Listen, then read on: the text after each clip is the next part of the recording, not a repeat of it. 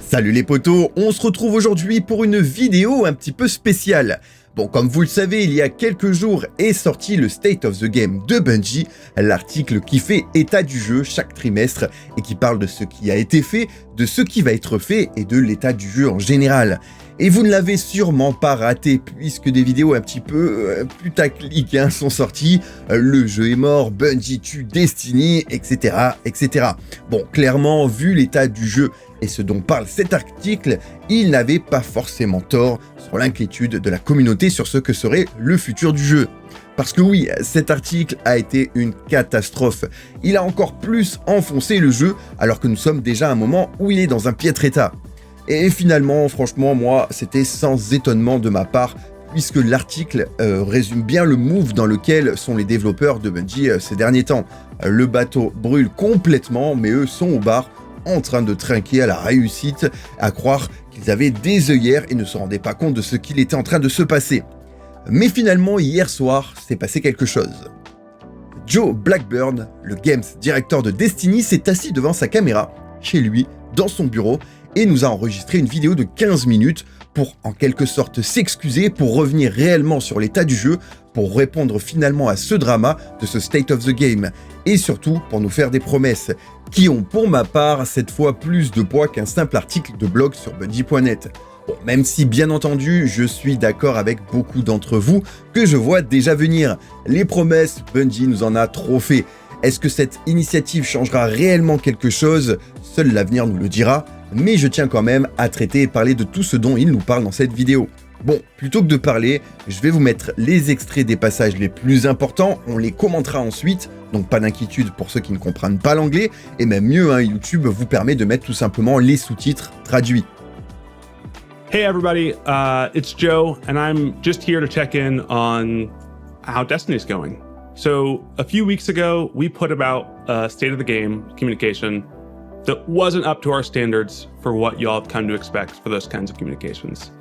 It didn't provide the high-level vision that we normally provide, and really and truly a bunch of us were heads down working the final shape and weren't able to give it the sort of care and love that we normally put into these kind of communications. And that's nobody's fault but mine here on this.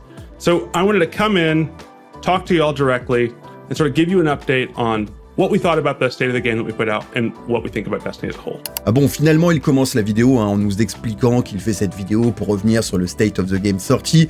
Il s'excuse car l'équipe de développeurs et lui-même sont en ce moment la tête dans le guidon pour préparer Final Shape et ont donc prêté que peu d'attention à cet article et il déplore donc ce qu'il a été dit et comment ça a été dit. Il précise que c'est de la faute de personne d'autre que lui, étant donné que c'est lui le directeur, donc il a décidé de venir directement lui en personne pour faire une mise à jour et pour parler de l'état du jeu actuel.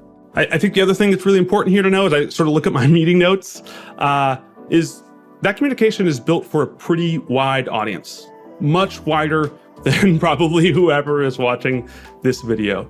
So what we're not going to talk about is things like a big new Strange Coin refactor and Xur revamp that's coming out in the final shape. We're not going to talk about things like a refactor of HUD elements where we're making sure the buffs and the debuffs are more clear and you can tell what's happening in higher level combat. It's going to, again, really be focused on the story, really be focused on the location, and maybe we'll get into a little bit about how the live service of Destiny is going to change after the final shape. Alors à ce moment-là de la vidéo, il parle du showcase qui aura lieu mardi et précise que ce showcase est un reveal de Final Shape et qu'il s'adresse donc à une large audience et qu'il ne rentre pas dans les détails des changements qui vont avoir lieu. Notamment une refonte de Xur, un changement au niveau de l'ATH. Il précise, on a bien compris, que vous voulez voir en jeu à l'écran tous les buffs et debuffs. Il parle ici des simples 4 lignes qui s'affichent actuellement dans le jeu et que donc si on fait proc 5, 6, 7 ou 8 différents buffs, il y en a certains qui disparaissent sur l'affichage et qu'on ne peut plus voir. Donc ici on a déjà deux changements que la communauté attend de voir depuis un moment. À la refonte de Xur, on en a souvent parlé ensemble sur mes vidéos où est Xur, et donc ce changement d'ATH. We've been focused on making one new map and a few reprises a year. Now, all that aside, I think it's fair to say this approach is not producing the crucible that our players expect us. So what are we going to do? How are we going to change? First, let's talk about maps. it's clear that the sort of slow trickle of PvP maps isn't having the effect we want.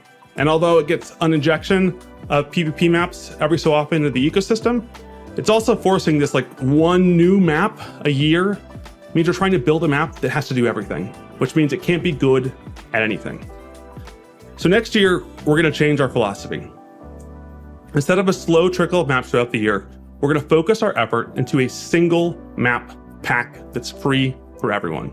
So imagine new maps coming in one drop where we can make a bunch of new experiences that can all be good at specific things and adds a big variety in a single drop next year. Now this is a shift from our strategy, so it's gonna take us time to sort of understand the details of what we're putting out here and getting that out to y'all next year. À ce moment-là de la vidéo, il est passé au sujet PVP. Alors juste avant, il a expliqué ce sur quoi ils ont travaillé cette année, l'implémentation du fil obscur en veillant à ce que ça ne déséquilibre pas le jeu, la mise à jour d'armes, etc. Mais dans cet extrait que je vous ai mis, il parle des maps en PVP. Il explique que leur stratégie était de sortir une map chaque année, mais qu'ils avaient compris que clairement cette lenteur ne convenait pas du tout aux joueurs, et qu'ils ont donc décidé de changer totalement de stratégie. Ils travaillent donc sur un seul et unique pack qui comprendra plusieurs nouvelles maps, qui sera gratuit pour tous et qui arrivera donc l'année prochaine. Alors bien sûr, la question qu'on se pose directement, c'est combien de maps comprendra ce pack? Alors pour l'instant, on va se regarder la vidéo de toute façon et ensuite on se fera un petit résumé et je vous donnerai mon avis et mes commentaires un petit peu plus constructifs sur tout ce qui s'est dit. Allez, on passe à la suite. Okay, so we've talked map strategy, we've talked modes. I want to talk one other effort we want to do here. We're going to bolster what we call a PvP strike team. Throughout Destiny development, we've built strike teams for efforts before. This has probably been sort of invisible to you all in the audience, but in moments like in between Curse of Osiris and Warmind, we built a strike team for Destiny investment. This team was sort of built around, hey, how can we make it more rewarding and more enjoyable to just get stuff in Destiny 2? This team built stuff very quickly, like what would eventually become the masterworking system. They also went through, knocked out a whole bunch of bugs, knocked out a whole bunch of quality of life issues. We're gonna take the same effort and we're gonna build a PvP strike team around the same principle, but have it focused on the Crucible. It's gonna be led by PvP developers, and it has a really interesting playbook for how this works. And that's that first the team decides what they wanna do. They as a team get together, say, hey, these are the changes we want to make. Those changes go through me, they go through our systems CD. And then when we say, yep, those are great changes, they immediately get communicated with you all in the community, right? So this will be going out in a TWID, going out in a Twitter post, or going out on Reddit, right? Just sort of some immediate blast, like, hey, these are the changes coming. And those changes get communicated even before they start getting implemented.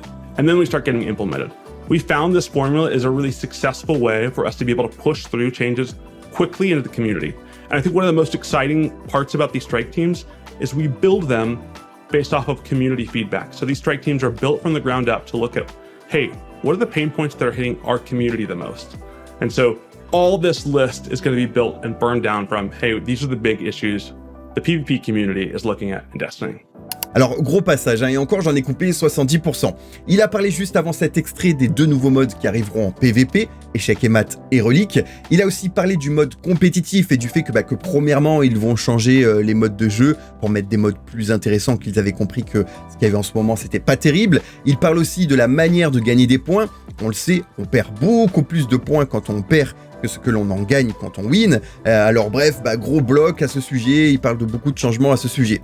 Mais le moment le plus important a été l'extrait que je vous ai mis, où il explique que lorsque le mode Jugement d'Osiris est arrivé sur le jeu, ils avaient mis en place une équipe dédiée de développeurs PVP pour construire le mode PVP sur Destiny, qu'ils ont travaillé vite et que depuis, tout le PVP est basé sur ce travail-là. Ils ont donc décidé aujourd'hui de recommencer. Ça sous-entend et ça confirme qu'il n'y avait aucune vraie équipe de développeurs PVP depuis un moment sur le jeu. Bref, ils ont décidé de remettre sur pied une vraie équipe de développeurs PVP qui vont retravailler le mode en se basant en quelque sorte sur tous les feedbacks qui ont été faits par la communauté. Ils expliquent qu'ils vont prendre tous ces retours et en faire une sorte de feuille de route pour aborder chaque point un par un et trouver des solutions à tous ces points. Ils seront en quelque sorte indépendants et libres. Ils feront tous ces changements au fur et à mesure et communiqueront dès que ce sera approuvé directement sur chaque changement à travers les canaux de communication de Bungie, lors des tweets, sur Twitter, Reddit, etc. Armor visual categories in Destiny. So at the top, we've got what we call aspirational armor. This is stuff like raids, trials, dungeons. We want the armor that comes from these activities to be flashy, or to like really talk about the core of what that experience is. It's really important that when players earn these armors, they feel proud, they want to wear them, they want to show them off in the tower. Next, we've got silver, right? This is armor that you can buy for the store for silver. It's important for us that this feels like it's sort of breaking the mold of what you could expect in a Destiny game. It's our place to experiment with stuff that's a little bit fourth wall breaky. And importantly, we want anyone that spends silver on armor to feel like, hey, it was worth it, right? Like I got my money's worth when I spent this armor, it was cool. Then we have what I call narrative armor. This is the stuff that you'll see in any sort of our marketing trailers. This is the stuff that you earn in the season pass. It's the stuff that you earn in the post game of a campaign. And it's really about driving home what that specific moment in time was. So in season 21, it's deep sea diver armor, right? In Witch Queen, it's sort of like weird paranormal detective armor. You'll see what it is in the final shape here in a week or so. But that armor for us is really about like driving home this clear, consistent fantasy of like, oh yeah, I was there, I remember that time in Destiny. Finally, we've got rituals and blues. And this space has always sort of been about that core Guardian fantasy. What does the Guardian look like that you would imagine sort of the stereotypical everyday Guardian, or the Guardian that you see on the front line? Maybe tragically a Guardian that tried to go into the portal of the Traveler and then gets cut up into a million pieces. This is that spot. And we need a lot of armor here to sort of flesh out those fantasies. Now, sometime in the middle of last year, we sort of reevaluated our priorities on armor.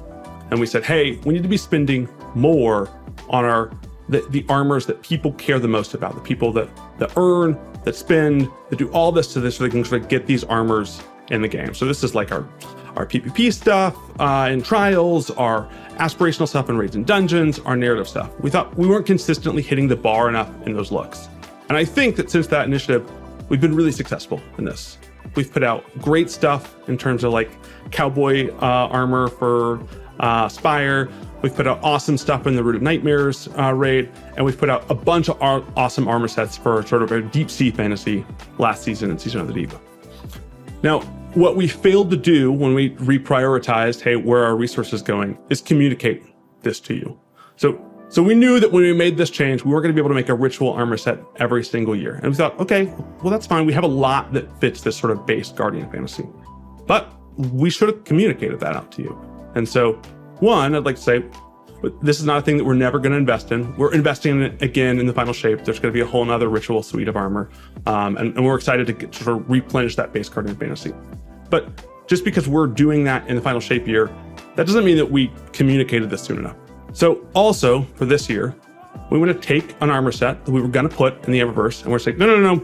We should have communicated this earlier. It's really important that our fans can trust us. Let's take this armor set that we were going to use in season 22 for the Eververse set, and let's say, no, it's going to be free, and we're going to put it as ritual rewards. So next season, before the end of the season, you should see a brand new armor set that you can earn through playing Strikes, Crucible, Gambit as like a ritual reward for doing this, a brand new armor look. Again, we're confident in our strategy going forward. We believe this is the right priority going forward, but also it's our responsibility to communicate this stuff sooner. So we want to make sure that we're doing the right thing by all the fans. Alors gros passage là aussi, mais j'ai préféré vous laisser l'entièreté de ce qu'il a dit puisque ce sujet a fait beaucoup parler. Ici, il est passé au sujet des armures. Il explique tout d'abord la classification des armures dans le jeu. En premier viennent les armures provenant des activités comme les donjons et les raids, et pour eux ces armures se doivent d'être prioritaires pour que les joueurs aient envie d'aller les chercher, se sentent récompensés pour avoir accompli ces activités et fiers de les porter. En seconde viennent les armures de la boutique, ici pas de blabla, ils savent que les joueurs veulent en avoir pour leur argent normal. En troisième viennent ensuite les armures des campagnes, du Season Pass, etc., qui sont vues comme une trace, un moment de nostalgie, des armures qui rappellent le temps passé dans ces histoires que raconte le jeu. Enfin pour finir, en quatrième viennent les armures d'activité, comme l'avant-garde, l'épreuve et le gambit. Au cours de cette année, ils ont décidé d'en sortir une par an, et de les mettre un peu de côté. Il les reconnaît ici leur erreur et surtout de ne pas avoir communiqué à ce sujet, de ne pas en avoir parlé. Ils vont en refaire donc pour le nouveau DLC Final Shape. Pour cette année en tout cas, en quelque sorte, ils veulent faire leur mea culpa et ils ont donc décidé de prendre une armure qui a été faite de base pour être vendue dans la boutique et la mettront en récompense d'activité lors de la saison 22 qui arrive mardi prochain. Voilà, bon pour faire un résumé, une refonte de 𝐒𝐻, un travail et des modifications sur l'ATH en jeu, un pack de nouvelles maps gratuites en PVP, une équipe dédiée de développeurs PVP pour revoir et travailler sur l'amélioration du mode, une armure de la boutique qui finalement sera mise en récompense d'activité lors de la saison 22 et pour finir, un travail sur leur manière de communiquer avec la communauté. Alors, je vous invite à me dire en commentaire ce que vous en pensez. Ce sont de belles promesses. À quelques jours de leur showcase, ça ressemble quand même un peu à un rattrapage de dernière minute pour sauver les meubles. Maintenant, le fait qu'ils prennent directement la parole fait comprendre que non, ils ne s'en foutent pas, ils se soucient du jeu. Maintenant, est-ce que ces promesses vont être tenues? Est-ce que cette nouvelle équipe de développeurs PVP vont réaliser un vrai travail et rendre enfin ce mode réellement bon? Ça, seul l'avenir nous le dira. En tout cas, merci à tous d'avoir regardé cette vidéo et n'oubliez pas, si ce n'est pas encore déjà fait, de vous abonner et d'activer la petite cloche pour ne rater aucune des prochaines vidéos. Je vous souhaite une bonne journée les potos, n'oubliez pas de me dire ce que vous pensez de tout ça en commentaire. Ciao, bye bye.